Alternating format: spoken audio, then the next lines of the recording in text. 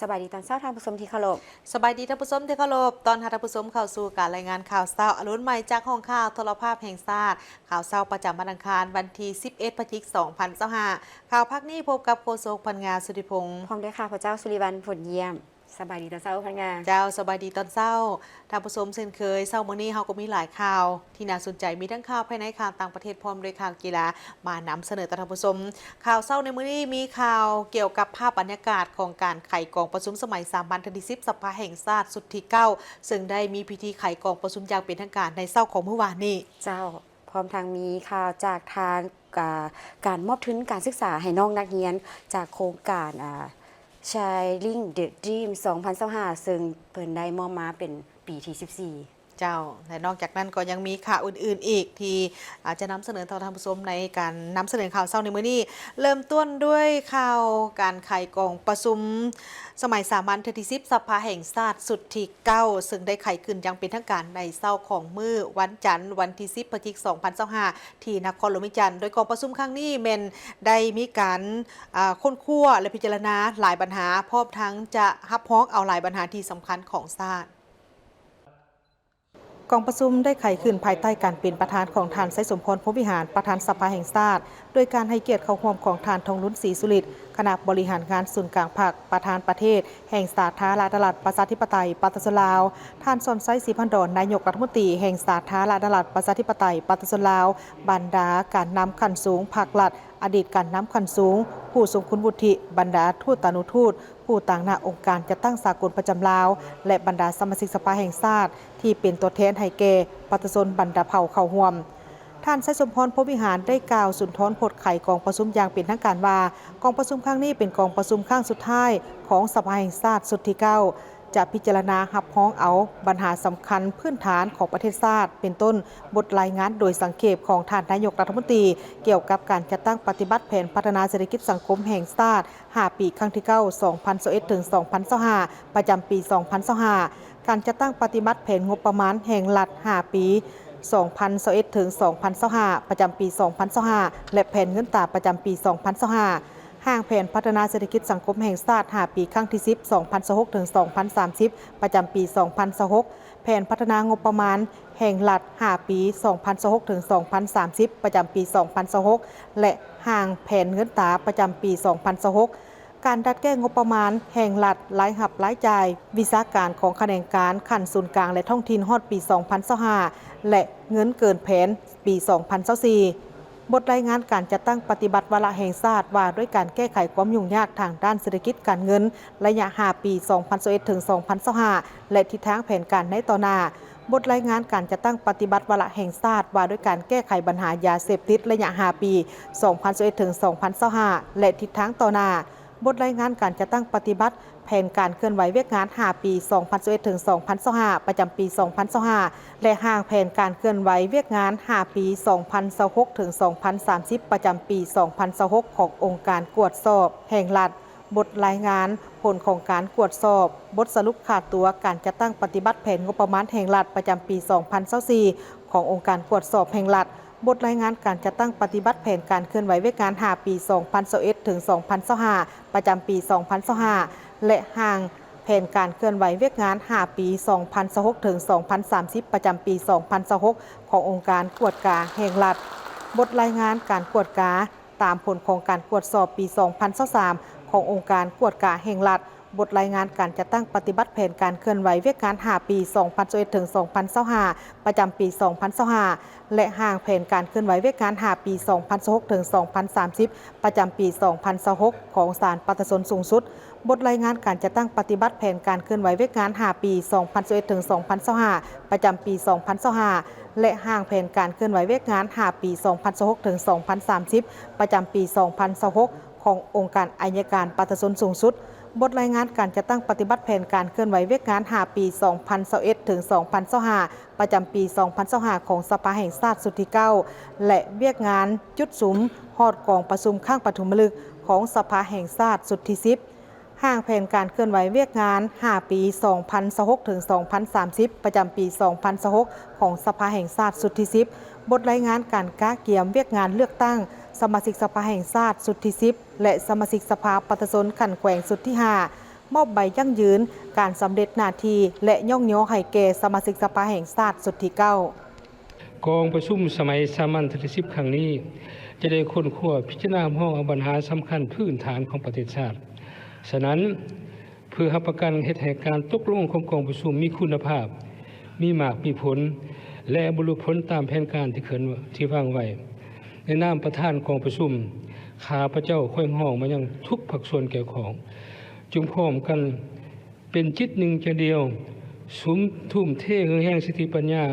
เขาในการดำเนินกองประชุมสภาแห่งชาติให้มีความสำเร็จทุกประการในนามประธานกองประชุมข้าพเจ้าขอประกาศเปิดกองประชุมสมัยสามัญที่10ของสภาแห่งชาติสุดที่ 9อย่างเป็นทางการนับแต่นี้เป็นต้นไปขอขอบใจนอกจากนั้นกองประชุมครั้งนี้ก็ได้รับฟังการชี้แจงของสมาชิกรัฐบาลและภาคส่วนที่เกี่ยวข้องจำนวนหนึ่งต่อคำสักถามของบรรดาทานสมาชิกสภาแห่งชาติเพื่อรับประกันเฮ็ดให้การตกลงของกองประชุมมีคุณภาพมีประสิทธิผลและบรรลุผลตามแผนการที่วางไว้ท่านนายกรัฐมนตรีรายงานการจัดตั้งปฏิบัติแผนพัฒนาเศรษฐกิจสังคมแห่งชาติผลแผนงบประมาณแห่งรัฐแผนเงินตรา5 ปีครั้งที่ 9และแผนปี 2025แผนพัฒนาเศรษฐกิจสังคมแห่งชาติ5 ปีครั้งที่ 10และแผนปี 2026ต่อกองประชุมสมัยสามัญเทื่อที่ 10ของสภาแห่งชาติสุดที่ 9ภายหลังที่กองประชุมสมัยสามัญเทื่อที่ 10ของสภาแห่งชาติสุดที่ 9ได้ไขขึ้นอย่างเป็นทางการแล้วท่านสอดไส้ศรีพัดรนายกรัฐมนตรีก็ได้รายงานเกี่ยวกับการจัดตั้งปฏิบัติแผนพัฒนาเศรษฐกิจสังคมแห่งชาติแผนงบประมาณแห่งรัฐแผนเงินตรา5 ปีครั้งที่ 9 2021ถึง 2025และแผนปี 2025และเสนอทิศทางแผนพัฒนาเศรษฐกิจสังคมแห่งชาติ5 ปีครั้งที่ 10 2026ถึง 2030และแผนปี 2026ในระยะ5 ปีผ่านมาประเทศได้เผชิญหน้ากับสภาพความยุ่งยากและสิ่งท้าทายต่างๆต่อกับสภาพการดังกล่าวรัฐบาลและองค์การปกครองท้องถิ่นได้สุ่มใส่พันขยายและแก้ไขปัญหารวมของชาติอย่างตั้งหน้าสามารถเฮ็ดให้การพัฒนาเศรษฐกิจสังคมของประเทศยังสืบต่อขยายตัวในแต่ละด้านเป็นต้นเวียกงานป้องกันชาติป้องกันความสงบทั่วปวงชนรอบด้านอย่างตั้งหน้าและสำเร็จตามคาดหมายสามารถรับประกันและรักษาได้เสถียรภาพทางด้านการเมืองความสงบและความเป็นระเบียบเรียบร้อยในสังคมโดยพื้นฐานเศรษฐกิจขยายตัวตามแผนในระดับ 4.24 ส่วนห้อยรายรับงบประมาณปฏิบัติได้ 250,000 กว่าตื้อกีบเท่ากับ140ส่วนห้อยของแผนการรายจ่ายงบประมาณสามารถปฏิบัติรายจ่ายได้ 230,000 กว่าตื้อกีบเท่ากับ123ส่วนห้อยของแผนการอัตราเงินเฟ้อลดลงการระดมทุนทั่วสังคมได้ 300,000 กว่าตื้อกีบเท่ากับ167ส่วนห้อยของแผนการและเวการอื่นๆมีท่าขยายตัวเคียงคู่กับผลสำเร็จนั่นก็ยังมีบางปัญหาที่ปฏิบัติบ่ทันได้ดีและยังเป็นสิ่งท้าทายที่จะสืบต่อแก้ไขและกำหนดในแผนพัฒนาเศรษฐกิจสังคมแห่งชาติ5 ปีครั้งที่ 10 2026ถึง 2030เป็นซุ้มใส่พัฒนาเศรษฐกิจอย่างต่อเนื่องและมีประสิทธิผลซุกอยู่การหันไปสู่โครงประกอบเศรษฐกิจที่มีมูลค่าเพิ่มสูงโดยนำใส่วิทยาศาสตร์เทคโนโลยีนวัตกรรมเปิดกว้างและปรับปรุงเศรษฐกิจตลาดที่ครบสุดและหันเป็นทันสมัยหันเป็นดิจิทัลสวมใส่พัฒนาพื้นฐานโครงสร้างแบบให้ได้มาตรฐานและสามารถเสริมโยงเสริมจอดโรงเรียนโดยเฉพาะเป็นบุคลากรในการยกระดับทางหลวงแห่งชาติทางหลวงท้องถิ่นทางชนบทพัฒนาเศรษฐกิจสังคมให้ติดพันกับการปกปักษาทรัพยากรทางธรรมชาติและสิ่งแวดล้อมสำหรับทิศทางจุดสูงในการพัฒนาเศรษฐกิจสังคมแห่งชาติ5 ปี 2026รัฐบาลจะสุ่มใส่สืบต่อรับประกันเสถียรภาพทางด้านการเมืองอย่างนักแน่นให้สังคมมีความสงบสุขสร้างเศรษฐกิจเอกราชเป็นเจ้าตนเองแก้ไขปัญหาเคียงห้อนของเศรษฐกิจการเงินโดยเฉพาะคุ้มครองอัตราเงินเฟ้อรักษาเสถียรภาพอัตราการแลกเปลี่ยนให้สงบปกติและรับประกันการชำระหนี้สินให้ได้ตามสัญญาสุขอยู่การเก็บรายรับให้เพิ่มขึ้นด้วยการเก็บรายรับให้ครบถ้วนและนำใช้เครื่องมือที่ทันสมัยในการคุ้มครองรายรับและรายจ่ายปรับปรุงกลไกการคุ้มครองรายจ่ายให้มีประสิทธิผลติดพันกับนโยบายปฏิบัติและต้านการฟุ่มเฟือยพร้อมทั้งสืบต่อปรับปรุงเวียกการอื่นๆให้มีท่าขยายตัวขึ้นกว่าเก่า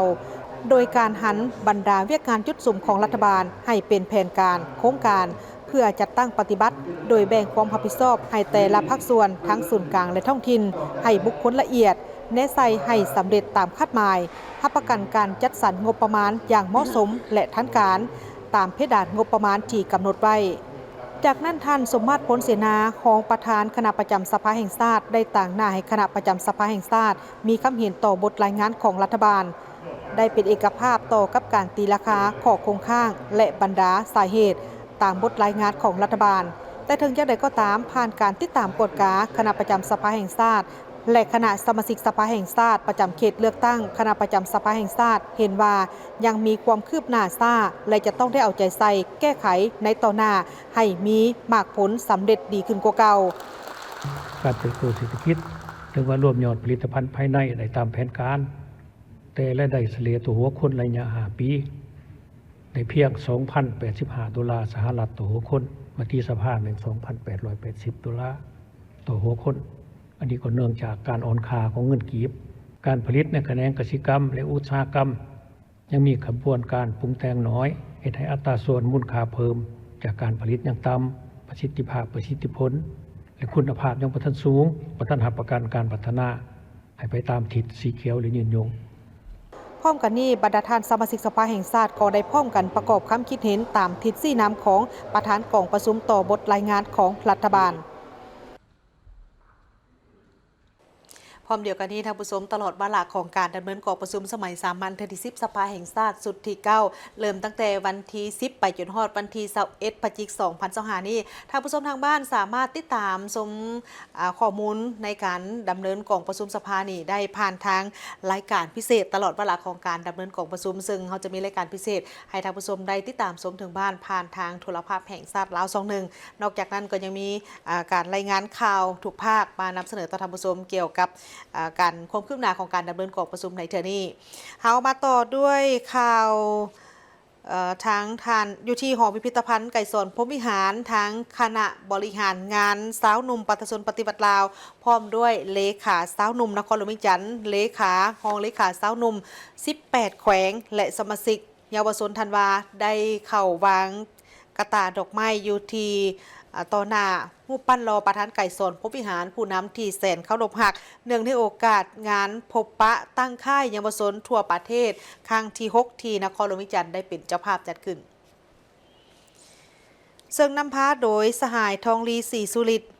คณะเลขาธิการศูนย์กลางสาวหนุ่มประชาชนปฏิบัติลาวเพื่อแสดงความเคารพรักความกตัญญูผู้บุญคุณอย่างสูงต่อกับคุณงามความดีและผลงานอันใหญ่หลวงของประธานไก่สนพรหมวิหารที่ได้สร้างไว้ให้แก่การจัดตั้งภาครัฐและปวงชนลาวทั้งชาติโดยเฉพาะคอมเมนต์ต่อสมาชิกสาวหนุ่มประชาชนปฏิบัติลาวฉะนั้นพวกเขาซึ่งเป็นสาวหนุ่มหุ้นสืบทอดจงได้พร้อมกันสืบต่อในการปกปักรักษาและเสริมขยายหมุนเสื้ออันล้ำค่าตามแนวคิดอุดมการณ์ของประธานไก่สนพรหมวิหารในการนำพาซี่นำสาวหนุ่มให้นับมือนับเข้มแข็งเป็นกำลังแหงประจันบานน้ำนาและเป็นผู้สืบทอดภารกิจปฏิบัติของพรรคของชาติด้วยความจงรักภักดีให้สมกับน้ำมยศที่ประธานไก่สนพรหมวิหารได้มอบให้กับสาวหนุ่มที่ว่าสาวหนุ่มจงเป็นดังนกอินทรีที่บ่หวั่นกลัวต่อพายุลมแดงจงกลายเป็นสินไซของยุคสมัยผลงานและคุณงามความดีของเพิ่นแม่นใหญ่หลวงที่สุดเพิ่นได้กลายเป็นตัวแทนรวมยอดแห่งความหักชาติและเป็นสัญลักษณ์แห่งชาติลาววีรชนคนลาวพิละอาถรรพ์ซึ่งผลงานและคุณงามความดีของเพิ่นนี้จะจารึกไว้ในความทรงจำของประชาชนลาวบรรดาเผ่าตลอดไปต่อที่งานเปิดตัวแพนเค้กลาวและห่วมเซ็น MOA ยกระดับธุรกิจสู่สากลระหว่างบริษัทบูเบอร์คอนเน็กซ์กับบริษัทหุ้งอรุณขนส่งด่วนในวันที่8พฤศจิกายน2025บริษัทบูเบอร์คอนเน็กซ์ได้จัดงานพิธีเปิดตัวระบบแพนเค้กลาวอย่างเป็นทางการที่โรงแรมดอนจันทร์พาเลทนครหลวงเวียงจันทร์พร้อมทางเซ็นบทบันทึกความเข้าใจ MOA ร่วมกับบริษัทหุ้งอรุณขนส่งด่วนซึ่งเป็นการยั่งยืนถึงการเติบใหญ่และการก้าวเข้าสู่มาตรฐานสากลงานดังกล่าวได้จัดขึ้นด้วยบรรยากาศที่คึกคืนและมีแขกเข้าร่วมอย่างหลวงหลายโดยมีทานทองลีศรีสุริตเลขาคณะบริหารงานสาวหนุ่ม เลขาคณะบริหารงานศูนย์กลางสาวนมประชาชนปฏิวัติลาวทานประสิทธิเดชหลวงวิไลรองหัวหน้ากรมเทคโนโลยีดิจิทัลกระทรวงเทคโนโลยีและการสื่อสารทานศรีสวรรค์มายงเซินประธานกลุ่มบริษัทผู้อำนวยการใหญ่บริษัทหุ้งอรุณโลจิสติกจำกัดและทานห่วงหลงห้องประธานแพนเค้กเวียดนามเข้าร่วมท่านบุรักนันทศรประธานบริษัทบูเบอร์คอนเน็กซ์แพนเค้กลาวได้เป็นผู้ต่างหน้าขึ้นเปิดนำไส้ระบบแพนเค้กลาวอย่างเป็นทางการซึ่งเป็นการหมายถึงการยกระดับการบริการให้ทันสมัยและมีประสิทธิภาพหลายขึ้นพร้อมทั้งได้ร่วมกันลงนามเซ็นบทบันทึกความเข้าใจ MOA ระหว่างแพนเค้กลาวและบริษัทหุ้งอรุณขนส่งด่วนเพื่อสานต่อความเข้มแข็งทางด้านธุรกิจและการตลาดออนไลน์ส่วนยกระดับการขนส่งของหุ้งอรุณให้สู่สากลหลายขึ้นระบบแพนเค้กได้ร่วมเอาการแซดในทุกช่องทางเข้ามาตอบในหน้าเดียวเช่น Facebook TikTok WhatsApp Line ซาโลและอื่นๆซึ่งสามารถจัดระบบในห้องแซดติดตามแอดมินติดตามสถิติข้อความและอ่านค่าแอดโฆษณาในตอนท้ายของงานยังมีพิธีมอบรางวัลแพนเค้กRising Star เพื่อเป็นการย่องยอสมเสยผู้ที่มีผลงานดีเด่นให้กับบรรดาห้างค้าที่มียอดขายสูงสุดการจัดงานครั้งนี้ถือว่าเป็นบัตรก้าวสำคัญของแพนเค้กลาวในการสร้างเครือข่ายที่เข้มแข็งยกระดับมาตรฐานการบริการและก้าวสู่การเป็นผู้นำในตลาดภายในภาคพื้นอย่างมั่นคง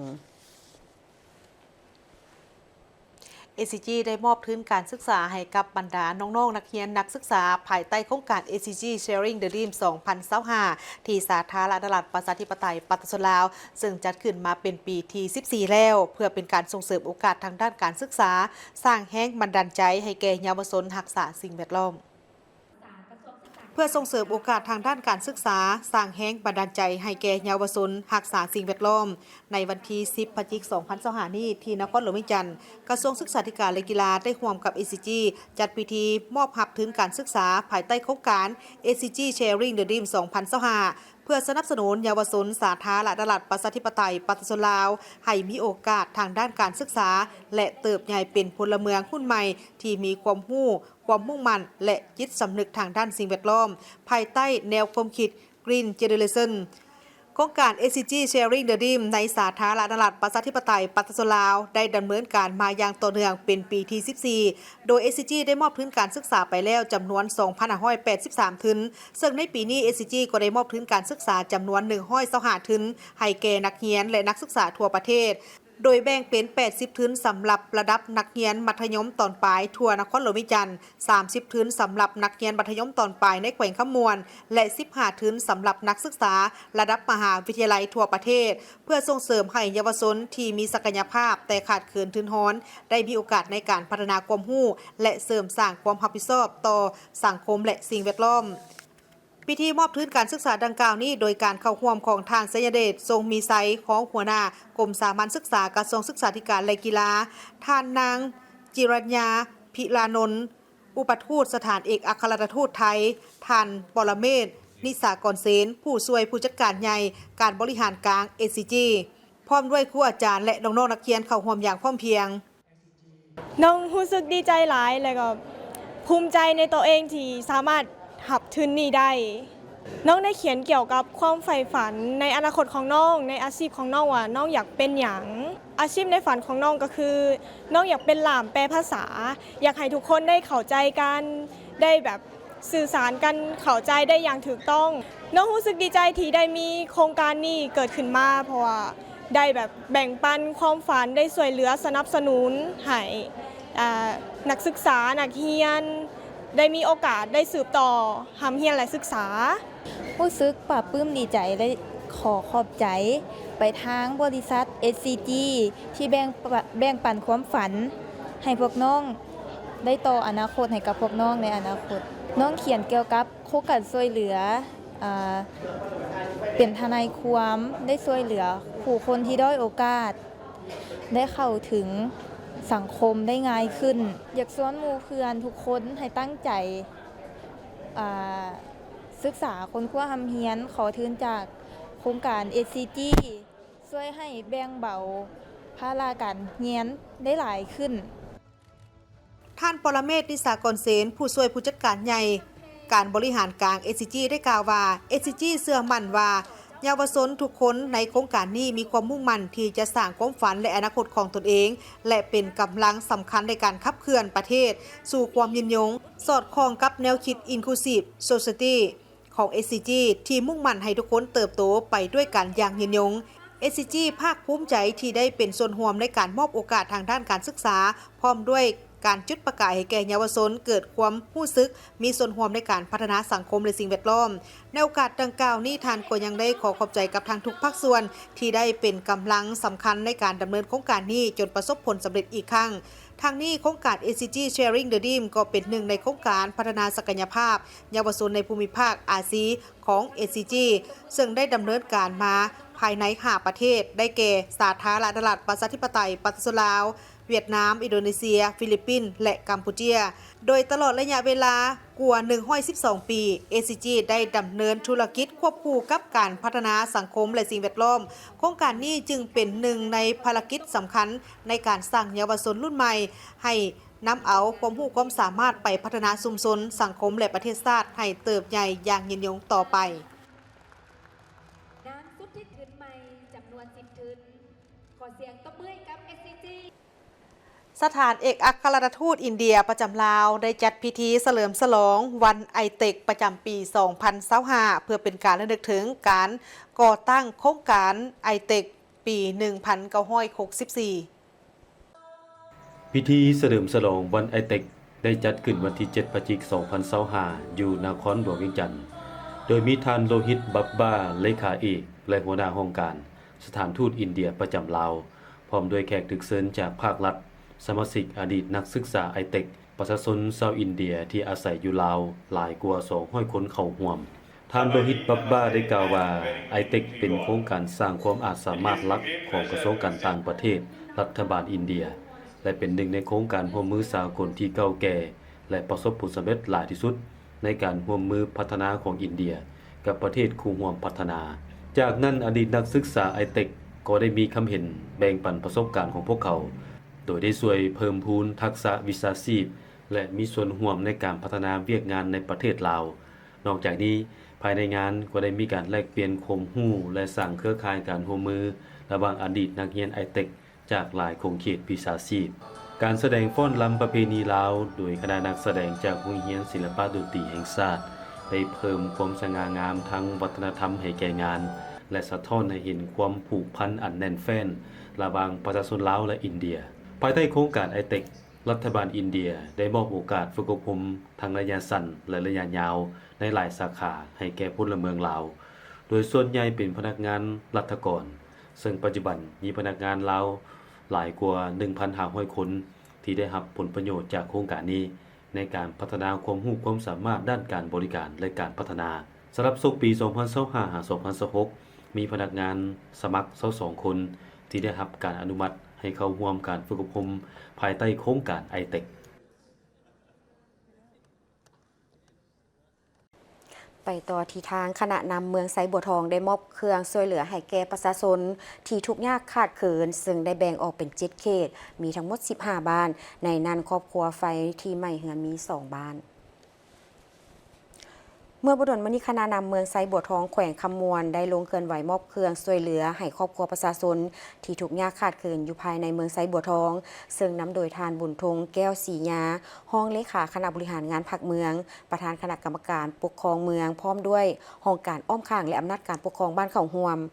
การเคลื่อนไหวมอบเครื่องช่วยเหลือครั้งนี้แม้นได้แบ่งออกเป็นทั้งหมด7เขตมี15บ้านในนั้นครอบครัวไฟไหม้เฮือนมีอยู่2บ้านบ้านป่ากล้วยทงและบ้านสมบูรณ์ครอบครัวทุกข์ยากขาดเขิน13บ้านคือบ้านศรีวิไล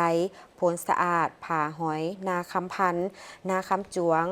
โพนสวรรค์ผาโค้งป่ากล้วยดงนากระด้อมผาสองต่อเหือนาหลวงและบ้านนาหมากมีซึ่งเครื่องที่นำมามอบในครั้งนี้ประกอบมีข้าวสารเหนียว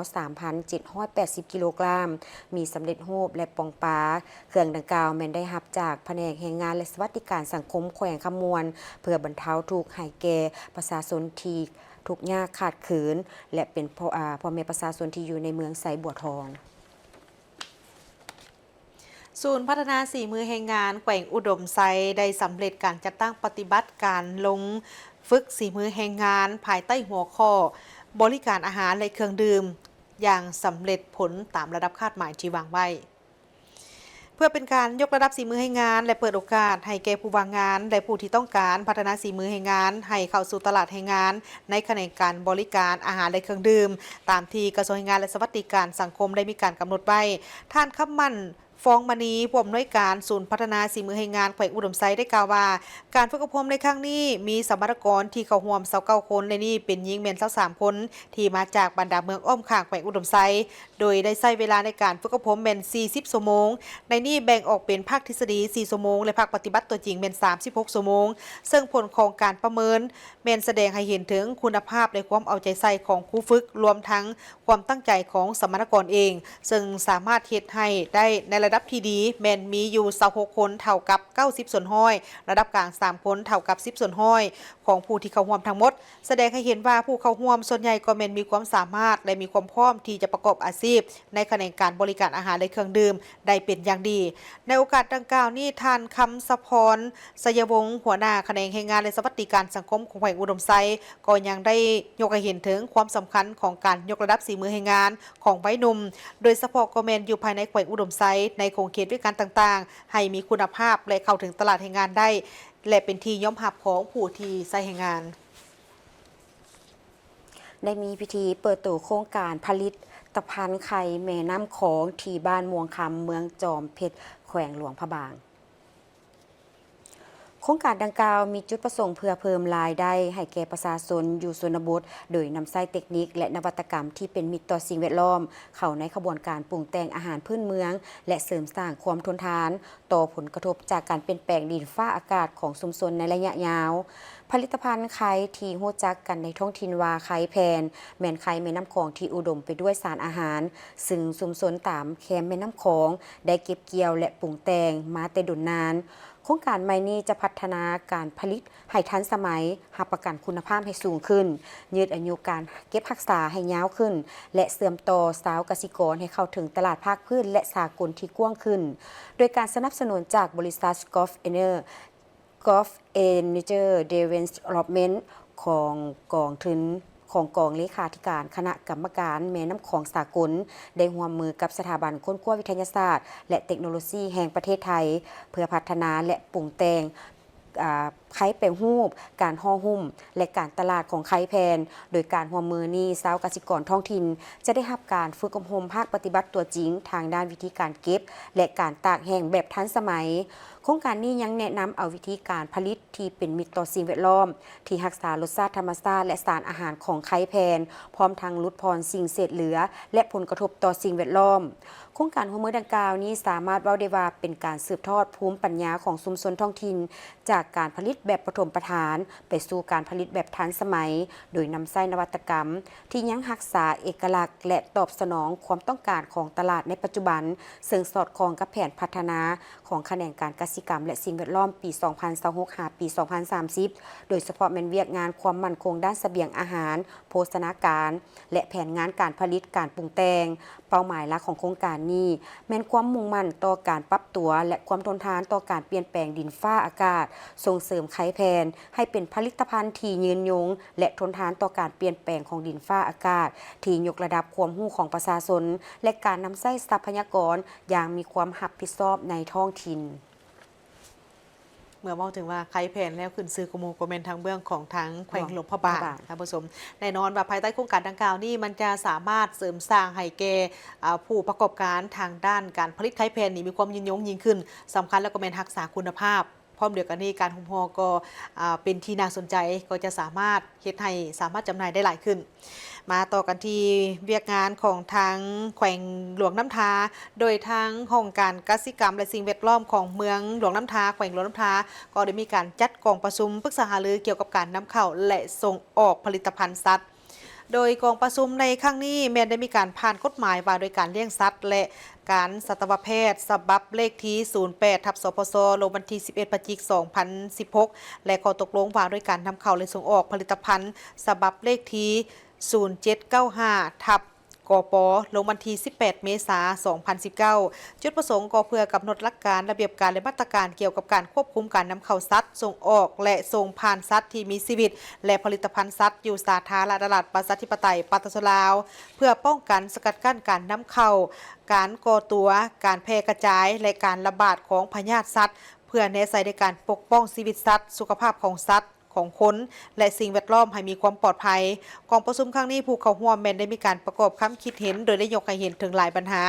ที่เพื่อเป็นการปรึกษาหารือเกี่ยวกับการขับเคลื่อนย้ายสัตว์และการสกัดกั้นการแพร่ระบาดของพยาธิสัตว์การประกอบเอกสารการดำเนินธุรกิจที่ถูกต้องตามระเบียบกฎหมายการประสานงานให้กลมเกี่ยวกันระหว่างเจ้าหน้าที่แต่ละจุดกวดกาผู้ประกอบการต้องได้รักษาสิ่งแวดล้อมให้ดีบ่มีผลกระทบต่อสังคมและแก้ไขราคาสิ้นงัวสิ้นควายที่ยังบ่ทันสมดุลมาฮอดปัจจุบันนี้ทั่วเมืองก็มีผู้ประกอบการในการซื้อขายงัวควายมีทั้งหมดแม่น18หัวหน่วยขึ้นทะเบียนไปแล้ว4หัวหน่วยและยังบ่ทันได้ขึ้นทะเบียนแม่น14หัวหน่วยในโอกาสดังกล่าวนี้ก็ได้เรียกร้องมาถึงบรรดาผู้ประกอบการจงให้การร่วมมือกับทางเจ้าหน้าที่ก็คือหน่วยงานเลี้ยงสัตว์และการประมงห้องการเกษตรกรรมและสิ่งแวดล้อมของเมืองในการประกอบเอกสารให้ถูกต้องแต่ละขั้นตอนเพื่อเป็นการสร้างสิ่งอำนวยความสะดวกในการติดตามกวดกาการนำเข้าส่งออกสัตว์ในแต่ละครั้งให้ถูกต้องตามระเบียบการไปต่อที่เมืองไซธานีได้เปิดระบบซนรับประทานและซักยาป้องกันพยาธิสัตว์ประจำปี 2025ซึ่งจัดอยู่ที่บ้านลาดขวยห้องการกสิกรรมและสิ่งแวดล้อมเมืองไซธานีนครหลวงเวียงจันทร์สมทบกับคณะเกษตรศาสตร์มหาวิทยาลัยแห่งชาติและอาสาสมัครสัตวแพทย์บ่มีพรมแดนสาธารณรัฐเกาหลีได้จัดพิธีเปิดระบบน้ำส่วนรับประทานเพื่อเกี่ยมใส่การผลิตฤดูแล้งและซักยาป้องกันพยาธิประจำปี 2025ที่บ้านลาดกวยเมืองไซธานีซึ่งการจัดตั้งปฏิบัติเวียกงานซักยาป้องกันพยาธิและเวียกงานส่วนรับประทานในระยะที่ผ่านมานั้นเนื่องในโอกาสวันซักยาป้องกันพยาธิแห่งชาติและวันเปิดน้ำส่วนรับประทานแห่งชาติวันที่3พฤศจิกายนตามกฎหมายกำหนดของทุกๆปีแม้นเปิดขบวนการลองของเหมืองเปิดน้ำหับใส่การผลิตฤดูแล้งให้แก่พ่อแม่ประชาชนและสร้างขบวนการซักยากันพยาธิตามฤดูกาลมาฮอดปัจจุบันเมืองไซธานีเปิดขบวนการซักยากันพยาธิสัตว์ได้ทั้งหมด16ครั้งสามารถซักยาป้องกันสัตว์ได้หลายกว่า 43,000 กว่าตัวขบวนการอนามัยหลวงของเมืองสามารถปฏิบัติได้19ครั้งปัจจุบันมีระบบส่วนรับประทานที่สามารถรับใช้การผลิตฤดูแล้งได้ทั้งหมด26แห่งในนี้สถานีจักสูบน้ำ23แห่งอ่างเก็บน้ำ3แห่งมีจักสูบน้ำทั้งหมด66เครื่องใช้งานได้47เครื่องสำหรับปี 2025นี้แมนได้จัดขึ้นอยู่ที่บ้านลาดขวยโดยมีแผนซักยาป้องกันพยาธิสัตว์เลี้ยงให้แก่พ่อแม่ประชาชนให้ได้มีทั้งหมดแม่นควาย30ตัวงัว138ตัวแบะ87ตัวหมาแมวและสัตว์ปีกอีกจำนวนหนึ่งและแผนหลวงของเมืองแมนจะให้ได้ 3,000 เม็ดต่อเพื่อตอบสนองในการผลิตฤดูแล้งให้แก่พ่อแม่ประชาชนภายในบ้านลาดขวยให้ทั่วถึงไปติดตามเมืองข่าวจากทางแขวงจำปาสักได้มีกองประชุมสมัยสามัญเทื่อที่3ของสภาปฏิชนแขวงจำปาสักสุดที่4ในกองประชุมทานสมศรีมณีนินรองประธานคณะประจำสภาประชาชนแขวงได้ขึ้นผ่านบทเสนอของคณะประจำสภาประชาชนแขวงว่าด้วยการพิจารณารับห้องเอาการเสนอแต่งตั้งประธานคณะกรรมการปกครองแขวงโดยเสนอแต่งตั้งทานสุขสวรรค์วีระวงศ์ห้องเลขาปลักแขวงหัวหน้าแผนกการเงินแขวงเป็นประธานคณะกรรมการปกครองแขวงซึ่งบรรดาทานสมาชิกสภาประชาชนแขวงได้พร้อมกันยกสูงความรับผิดชอบการเมืองของตนในการค้นคว้าประกอบความเห็นและลงคะแนนเสียงด้วยความเป็นเอกภาพสูงพิจารณารับห้องเอาการแต่งตั้งฐานปริญญาเอกสุขสวรรค์วีระวงศ์ห้องเลขาปลักแขวงหัวหน้าแผนกการเงินเป็นประธานคณะกรรมการปกครองแขวงด้วยผลคะแนนเห็นดี34คะแนนของจำนวนสมาชิกสภาประชาชนแขวงเข้าร่วมกองประชุมทั้งหมด35ฐานโอกาสเดียวกันทานสุขสวรรค์วีระวงศ์ได้ขึ้นกล่าวคำเห็นสาบานตนในการรับหน้าที่ตำแหน่งเป็นประธานคณะกรรมการปกครองแขวงพร้อมทั้งให้คำมั่นสัญญาจะอุทิศเหงื่อแห้งสติปัญญาความรู้ความสามารถและความรับผิดชอบการเมืองของตนเข้าในการปฏิบัติหน้าที่สภาประชาชนแขวงก็คือประชาชนบรรดาเผ่าชาวแขวงจำปาสักมอบหมายให้มีผลสำเร็จสูงสุด จากนั้นทานสายทองเสญวงศ์ประธานสภาประชาชนแขวงประธานกองประชุมก็ได้ให้เกียรติมอบช่อดอกไม้แสดงความสมเสยและเสื่อมั่นต่อทานปริญญาเอกสุขสวรรค์วีระวงศ์ห้องเลขาพักแขวงไปที่กิจกรรมงานบุญเพียงธาตุประจำปี 2025 ที่วัดธาตุเมืองจำปาสักแขวงจำปาสักการจัดกิจกรรมงานบุญเพ่งถาดประจำปี 2025 แม่นกิจกรรมหนึ่งของชาวเมืองจำปาสักซึ่งแม่นหีดของประเพณีที่ได้สืบทอดมาเป็นเวลาอันยาวนานพอหอดเดือน 12 เพ่งของทุกๆปีคณะภาคองค์การปกครองเมืองได้พร้อมกันนำผ้าจัดงานบุญขึ้นเพื่อเป็นการปกปักรักษาวัฒนธรรมหีดของประเพณีอันดีงามของศาสตร์ของท้องถิ่นก็คือของชาวเมืองจำปาสักให้ยืนยงติดพันกับการจัดกิจกรรมส่งเสริมการท่องเที่ยวและสร้างรายรับให้แก่ประชาชนการจัดงานบุญเพ่งถาดยังแมนเพื่อระลึกถึงคุณงามความดีของพระครูพ้นเสมกหรือสมเด็จเจ้าราชครูพ้นเสมกซึ่งเป็นพระภิกขุสงฆ์ที่มีความเก่งกาจสามารถและมีผู้คนเคารพนับถือหลายประชาชนจึงเอิ่นทานอีกชื่อหนึ่งว่ายาคู่ขี่หอมอันเนื่องมาจากการปฏิบัติของทานที่เพียบพร้อมไปด้วยศีลจริยวัตรอันงดงามบ่ด่างพร้อยจนมีคำเว้าว่าแม่นแต่ขี่หมากของทานเมื่อย่ามคายออกมายังเต็มไปด้วยกลิ่นหอมของรสพระธรรมเพื่อเฮ็ดให้การจัดงานบุญเพียงถาดในปีนี้มีเนื้อในที่ครบถ้วนเต็มไปด้วยบรรยากาศที่คึกคืนเบิกบานม่วนซื่นและมีความจับอกจับใจให้นักท่องเที่ยวที่มาเที่ยวชมในงานในระยะ2 วันที่ผ่านมาคณะกรรมการรับผิดชอบจัดงานได้จัดกิจกรรมขึ้นซึ่งมีหลายกิจกรรมก็คือวันที่3 พฤศจิกายนได้จัดการแสดงประกวดของเสียงดีของน้องนักเรียนการแสดงศิลปะนักเรียนจากโรงเรียนมัธยมสมบูรณ์พลงามและตลาดนัดหานว่างแสดงสินค้าต่างๆที่เป็นผลิตภัณฑ์ของประชาชนชาวเมืองจำปาสักวันที่4 พฤศจิกายนได้มีการแสดงศิลปะจากโรงเรียนประถมศรีเกิดโรงเรียนมัธยมสมบูรณ์น้องแต่มัธยมสมบูรณ์น้องผำมัธยมสมบูรณ์ดอนตลาดการแสดงประลัดตื่อและงานตลาดนัดส่วนในวันที่5 พฤศจิกายนได้มีขบวนแห่ต่างๆเป็นต้นแมนขบวนแห่พระสงฆ์หนังสือผูกใบลานขบวนขันหมักเบ่งของการนำแขวงการนำเมืองขบวนภาษาดอกเพิงขบวนต้นกระพึกขบวนดนตรีพื้นเมืองขบวนฟ้อนศิลปะของน้องนักเรียน30 น้องขบวนแห่นักเรียนชาย50 น้องขบวนรถเครื่องเสียงและขบวนมวลชนที่เขาห่วมพร้อมนี้ก็มีพิธีทางศาสนาเป็นต้นแมนการกราบไหว้พระหับศีลการให้พรการถวายต้นกระพึกพร้อมวัตถุปัจจัยต่างๆได้มีพิธีประกาศการแต่งตั้งหัวหน้าของการศาลปัตตชนเขต 2ของเมืองขัวแขวงพงศาลีในนี้ได้แต่งตั้งท่านสมพรอิริไซห้องหัวหน้าของการศาลปัตตชนเขต 2แขวงพงศาลีเป็นหัวหน้าของการศาลปัตตชนเขต 2แขวงพงศาลี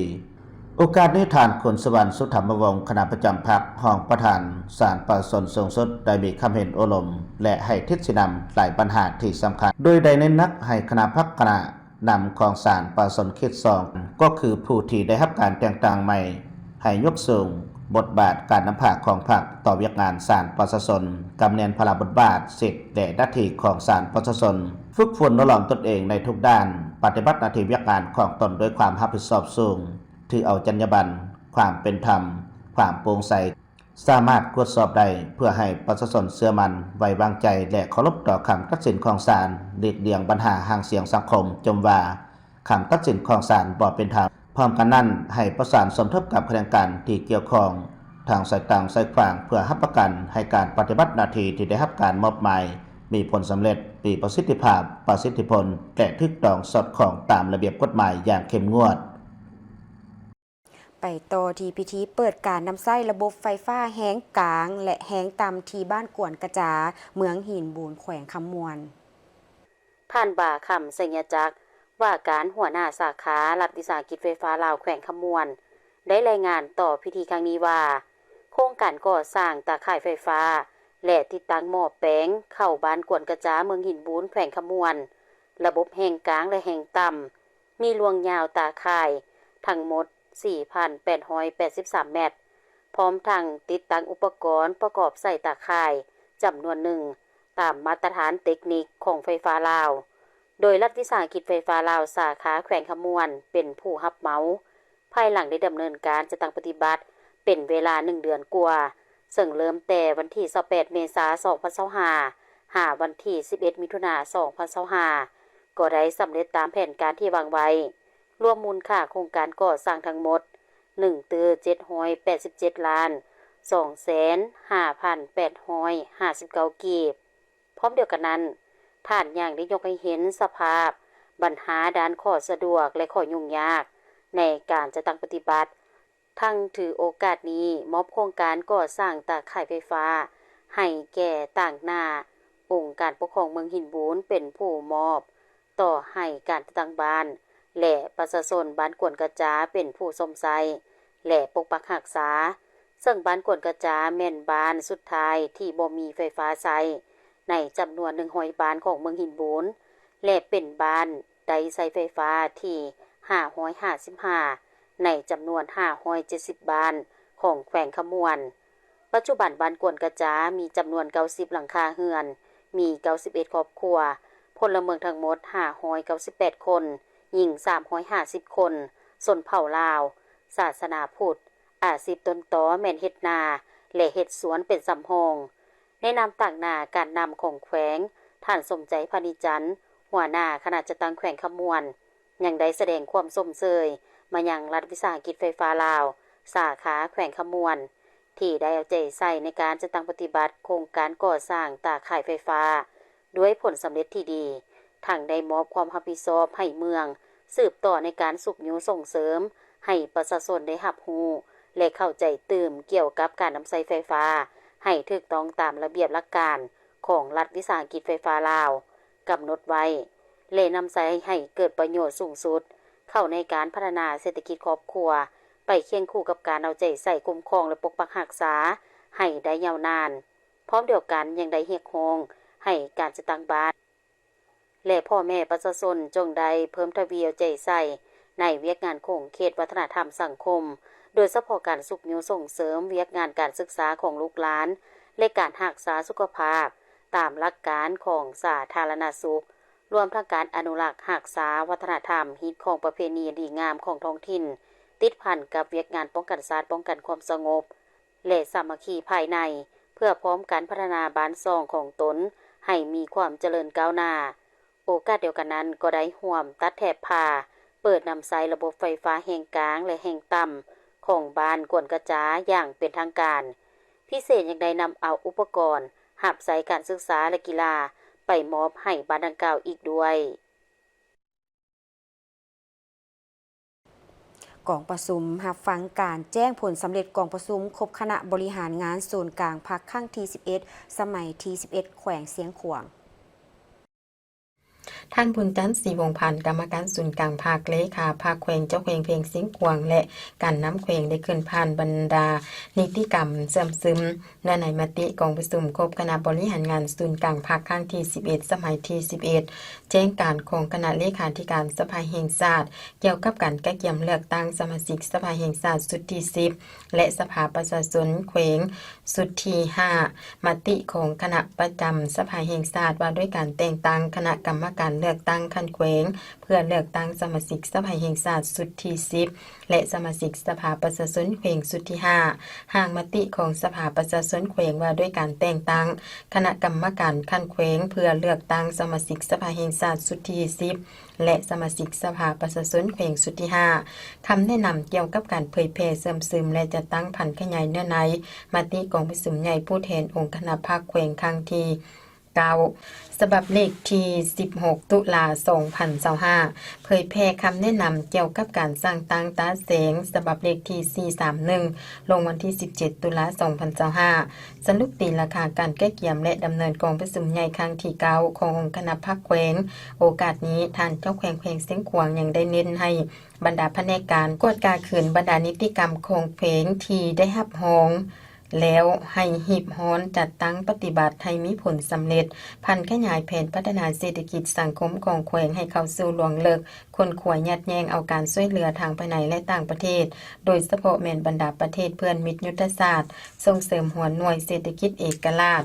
ให้เข้มแข็งส่งเสริมท่าเห็นของแขวงในการพัฒนาเป็นต้นแม่นมูลเสือความดุมันการปลูกการเลี้ยงสุขโยส่งเสริมการท่องเที่ยวให้แข็งแรงเอาใจใส่คุ้มครองและพัฒนาสีมือแรงงาน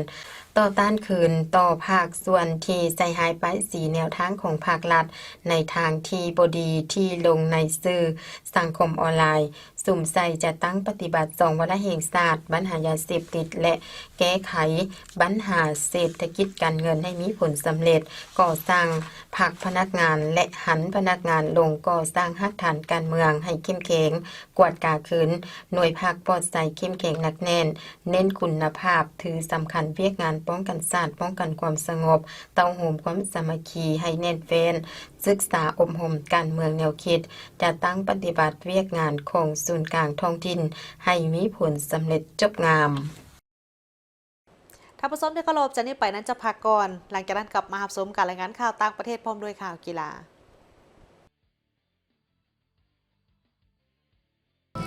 สวัสดีท่านผู้ชมที่เคารพนำท่านผู้ชม บริษัทอิซูซุลาวบริการจำกัดผู้เดียวของพวกเขาตั้งอยู่เส้นทางหนองบึกไปทางสีเกิดใกล้กับสีแยกไฟแดงทางด่วน หรือเส้นทาง13เหนือท่านใดที่ไปบ่ฮอดจอดบ่ถึงติดต่อที่เบอร์โทรสายด่วน1889